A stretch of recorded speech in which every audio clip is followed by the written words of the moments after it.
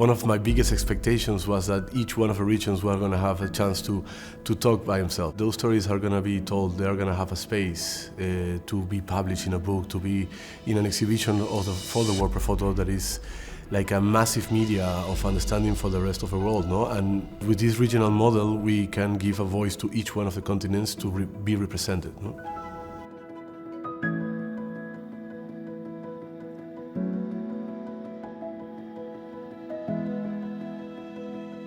The single that we awarded for South America talks about the evacuation of a couple from their house in Colombia. It's also a reminder that with the development of urban areas, how local population are sometimes forced to get out.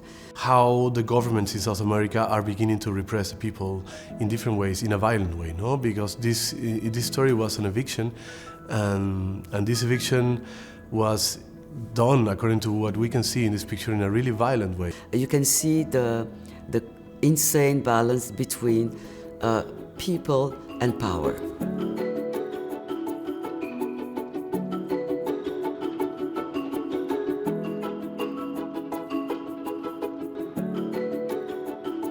We chose a story about a girl who vowed to cut her hair only when the schools reopen and face-to-face education begins in her country, in Argentina.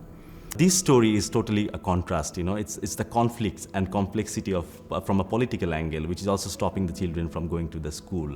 I think education is something we need to talk a lot about and how it impacts mind of the children. There is beautiful portraits. There is one portrait when she's standing and she have a rug on the back as a black rug, so you almost don't see her because of the amount of hair that is around her, no? But I think in this particular story, it's beautiful to see that the whole story can be seen as one picture. I think it's a beautiful story that represents a not so beautiful issue, which was the pandemic.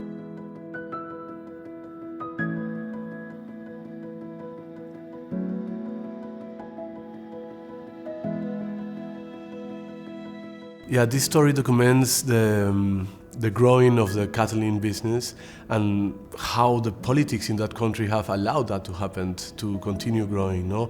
Then you can see the problem of alcoholism and how the modern world arrived to some communities in the jungle without the time that they need. This story portrays something that doesn't just have negative effects on the local community, but also globally, as it triggers a chain of reaction on a global level.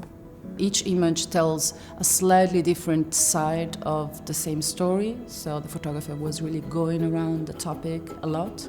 From like panoramic views of massive highways being built in the middle of the jungle, and also of a kid enjoying a waterfall that seems to be kind of like one of the last natural spaces that he could survive in that area, no? This story have many layers.